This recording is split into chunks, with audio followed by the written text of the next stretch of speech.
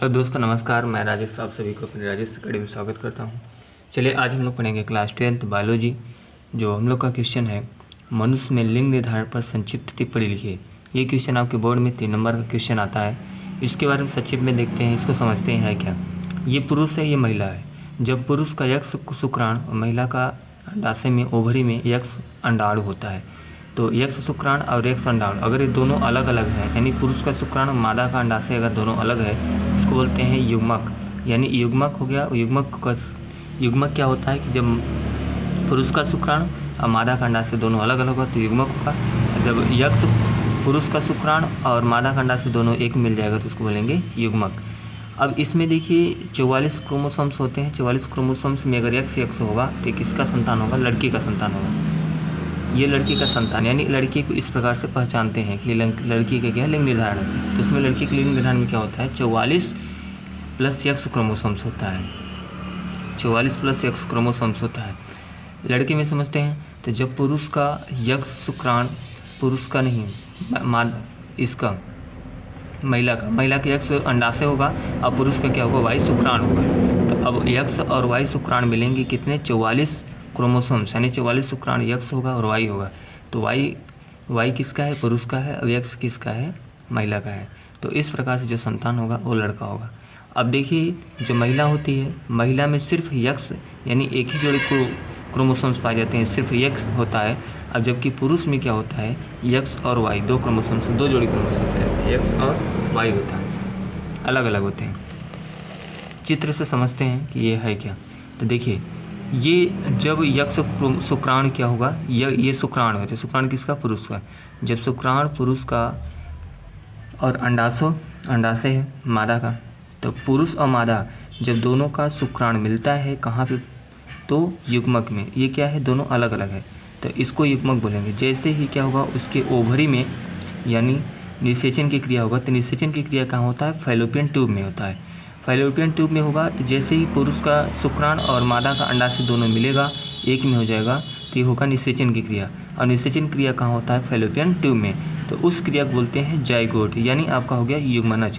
तो युग्मनज में क्या होगा कि नर का शुक्राणु और मादा का अंडाशय दोनों एक में हो गया। तो यानी कह सकते हैं कि जब पुरुष का शुक्राणु और मादा का अंडाशय अलग अलग होता है तो उसको बोलते हैं युग्मक। और जब पुरुष का शुक्राणु और मादा का अंडाशय दोनों एक मिल जाता है तो बन जाता है जाइगोट, यानी युग्मनज। ये क्रिया कहाँ होता है? तो क्रिया आपके फैलोपियन ट्यूब में होता है। फिर आगे देखते हैं तो जब यही युग्मनज क्या होता है, आगे प्रोसेस होता है इसका, फिर जाता है यूट्रस में। 28 दिन के बाद ये क्या होता है? विकसित होता है। विकसित होने के बाद ये बन जाता है एम्ब्रॉय, यानी क्या होता है? भ्रूण बन जाता है। तो एम्ब्रॉय बनेगा। तो एम्ब्रॉय में बच्चे की पहचान नहीं होती है कि वो क्या है, कि इसमें दिखेगा ही नहीं। एम्ब्रॉय बहुत क्या होता है, ये जो युग्मनज बना है ये बहुत हल्का होता है, ये टूट फट भी सकता है। तो इसलिए अब ये बनेगा क्या? यूट्रस। यूट्रस की क्रिया कहाँ होती है? यूट्रस, तो ये होता है एम्ब्रॉय। एम्ब्रॉय नहीं भ्रूण। ये कहाँ होता है? तो गर्भाशय गृह में होगा। फिर ये जैसे ही कुछ दिन के बाद विकसित होगा तो विकसित होकर क्या बन जाएगा? यूट्रस में ही विकसित होगा तो बनेगा फिटस। तो फिटस में क्या होता है? बच्चे की कुछ पहचान होने लगती है कि ये बच्चा क्या है, लड़का है या लड़की है, तो इसकी पहचान हो सकती है। तो जो बच्चा माँ के घर में पल रहा होता है वो किस झिल्ली में होता है? तो ये झिल्ली है। आप देखते हैं जो बच्चा होता है ये झिल्ली है। तो झिल्ली कौन सी होती है? तो इसको बोलते हैं इमियोटिक सैक झिल्ली। इमियोटिक सैक झिल्ली में क्या होता है? बच्चा माँ के घर में पल रहा होता है। फीटस के बाद जब बच्चा 9 महीने के बाद क्या होगा? विकसित हो जाएगा पूरी तरह से, तो बच्चा फिर किसके रूप में? बेबी के रूप में होगा। अब इसमें बेबी होगा, बेबी में क्या होगा? लड़का और लड़की होगा, तो यहीं से निर्धारण होगा। यक्ष अगर यक्ष है दोनों का, तो यहाँ पर क्या हो जाएगा? फिर लड़की हो जाएगा। और यहीं पर दोनों यक्ष वाई होगा तो क्या होगा? लड़का होगा। तो इस प्रकार से ये इसका चित्र है। इस पर एक बार फिर समझ लेते हैं। शुक्राणु है, जब यक्ष शुक्राणु पुरुष का और मादा का अंडाणु दोनों अलग अलग होता है तो उसको युग्मक बोलते हैं। अब जब यक्ष शुक्राणु या मादा का अंडाशय वाई होगा, इसके पास भी यक्ष होता है, इसके यक्ष वाई होगा, तो दोनों एक में मिलेंगे तो उसको बोलेंगे युग्मनज। युग्मनज की क्रिया कहाँ होती है? तो फैलोपियन ट्यूब में होता है। फैलोपियन ट्यूब के बाद ये होगा, ये जो युग्मनज बना है ये विकसित होगा। तो विकसित कहाँ होता है? तो यूट्रस में होता है, यानी गर्भाशय गृह में। आगे बढ़ेगा फिर वहाँ पर बनेगा एम्ब्रॉय, यानी भ्रूण बनेगा। यही भ्रूण में इसमें आप देख रहे हैं कि किसी की पहचान नहीं हो रही कि बच्चा में लड़का होगा या लड़की होगा। तो ये भ्रूण होगा, भ्रूण विकसित होकर आगे बनता है। अब भ्रूण विकसित कहाँ होता है? तो ये भी यूट्रस में होता है। यूट्रस में विकसित होकर फीटस बनेगा। फीटस इसको यूट्रस में जब बच्चा होता है इस प्रकार से इसको बोलते हैं फीटस, यानी बच्चे कुछ दिखने लगता है। बच्चे किस झिल्ली में होता है तो इसको बोलते हैं म्यूटिक एक झिल्ली में, जो सुरक्षित कवच होता है एक प्रकार से। और इसके बाद तब जाके क्या होता है, 9 महीने बाद बेबी का निर्माण होता है। तो बेबी में 2 हो सकता है, तो लड़का होगा या लड़की होगा। ये तो लिंग निर्धारण के हिसाब से होगा। अब समझते हैं मनुष्य में लिंग निर्धारण कैसे कैसे किया जाता है। चित्र के हिसाब से समझ लिए तो कुछ देख लेते हैं। तो मनुष्य में लिंग निर्धारण, इसमें आप देखेंगे कि मनुष्य जाति में स्त्री और पुरुष का भेद, यानी जो स्त्री है और पुरुष है उसका भेद क्या है, लैंगिक द्विरूपता होता है। लैंगिक में क्या होता है, देखिए लैंगिक 2 प्रकार का होता है, एक अलैंगिक होता है, एक लैंगिक होता है। तो अलैंगिक में क्या होता है, नर मादा की आवश्यकता नहीं होती है, जबकि लैंगिक में नर और मादा का होना आवश्यक होता है। तो जैसे अलैंगिक में एग्जाम्पल समझते हैं कि अलैंगिक है क्या, जैसे अगर आप आलू ले लीजिए तो आलू में आलू को आलू ही नहीं है, आलू एक ही चीज़ है, उसको बोएंगे तो आलू ही पैदा होगा। और इसके बाद जैसे आप कुछ भी ले सकते हैं, जैसे गन्ना हो गया, आलू हो गया, रुई हो गया, प्याज हो गया। तो इन सब में क्या होता है कि सिर्फ एक ही चीज़ होता है, उसमें मादा की आवश्यकता नहीं होती है, तो एक रूपता होती है। जैसे कि 23 जोड़ी अर्थात लिंग गुणसूत्रों की विभिन्नता के कारण विकसित होता है, जिसमें क्या होता है कि माता पिता से जिस संतान को 44 प्लस X क्रोमोसोम्स होता है उस मिलता है, तो वह क्या बनता है, X और Y बनेगा, तो वह पुत्र होगा, तो ये पुत्र विकसित होगा। और जिसे 44 प्लस X क्रोमोसोम होगा यानी गुणसूत्र मिलेगा, वो क्या होगा, पुत्री होगा। तो इसको हम चित्र समझ लिए हैं। फिर माता पिता से संतान को कौन से लिंग गुणसूत्र मिले हैं, तो इसका लिंग गुणसूत्र कौन मिला है, तो इसमें अगर X और X है, XY है, तो 44 गुणसूत्र दोनों में होगा, XY और XX क्रोमोसोम्स होगा। तो इसका निर्धारण लैंगिक जनन की प्रक्रिया में निम्न प्रकार से हो सकती है।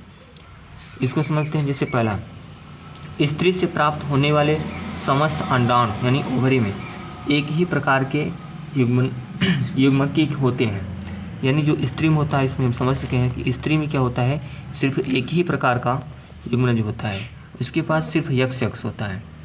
पुरुषों में देखते हैं तो पुरुषों में क्या होता है, शुक्राणु विषम युग्मी होते हैं। पुरुषों में विषम युग्मी का मतलब हो गया कि इसमें X और Y होता है, 2 प्रकार के होते हैं। पहला हो गया कि 50% जो शुक्राणु होता है, जो यन संख्या जो दिया है 22 प्लस X क्रोमोसोम्स होता है 50%, जिसमें अन्य में तथा या अन्य में क्या होता है 50% शुक्राणु जो होता है उसका 22 प्लस Y होता है। यानी आप देख सकते हैं कि विषम युग्मी इसलिए है कि 2 प्रकार का होता है, एक X होता है, एक Y होता है। तो इससे हम क्या कर सकते हैं कि इससे कि जो हमारा स्पष्ट है कि यदि अंडाणु का निषेचन X युक्त गुणसूत्र से होता है, यानी यदि अंडाणु मतलब हो गया कि मादा के अंडाणु में अगर X क्रोमोसोम से होता है तो उससे युग्मनज जो बनेगा तो उसका क्या होगा, गुणसूत्र से X होते हैं। अगर पुरुष में अगर X होगा तो महिला में भी X है, पुरुष में X मतलब X शुक्राणु, मादा का क्या होगा, अंडाणु निषेचन X होगा, तो जो दोनों मिलेगा तो क्या होगा, XX होगा। और इससे बने भ्रूण से बनने वाली संतान क्या होगा, पुत्री होगा। अगर XX बनेगा तो क्या होगा, पुत्री होगा। इसके विपरीत यदि अंडाणु का निषेचन Y युक्त गुणसूत्र से हो जाए, यानी Y युक्त शुक्राणु से होता है, इसके विपरीत है कि अंडाणु का ही निर्माण यदि X तो मादा के पास पहले से X है और पुरुष का क्या होगा, शुक्राणु Y होगा, तो उससे जो संतान प्राप्त होगा पुत्र होगा।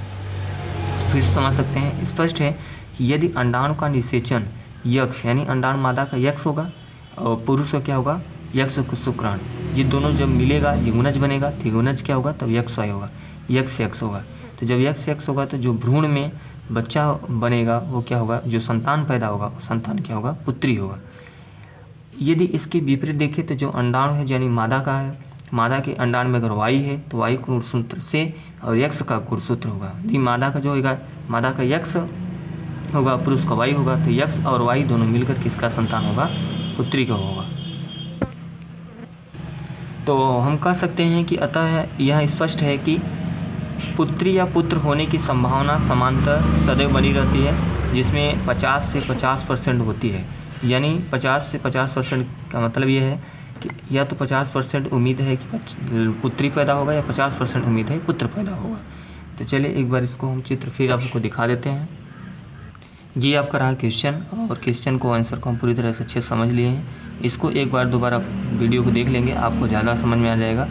इसके बाद ये जो आपका चित्र है, चित्र बहुत कुछ समझा रहा है, आपको बता रहा है ये चित्र कि कैसे कैसे बेबी का निर्माण होता है और फीटस होता है तो फीटस में बच्चा कहाँ होता है, तो यूट्रस में होता है।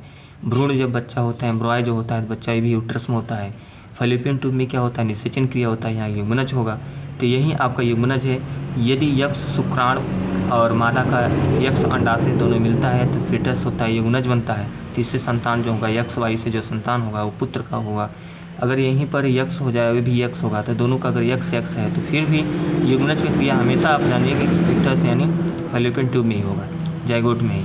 फिर इसके बाद यूट्रस की क्रिया होगा, एम्ब्रॉय बनेगा, भ्रूण बनेगा, फिर यूट्रस फिर विकसित होगा, यूट्रस में ही एम्ब्रॉय विकसित होगा तो फीटस बनेगा। यानी जब भ्रूण बनता है तो भ्रूण में बच्चे की पहचान नहीं होता है। भ्रूण में वो बच्चा एकदम अंकुरित, जैसे बीज होता है एक अंकुरित की तरफ होता है, तो अंकुरित में आप नहीं पहचान पाएंगे कि जो अंकुरित है इसमें से उसकी पत्तियां किस प्रकार से होंगी।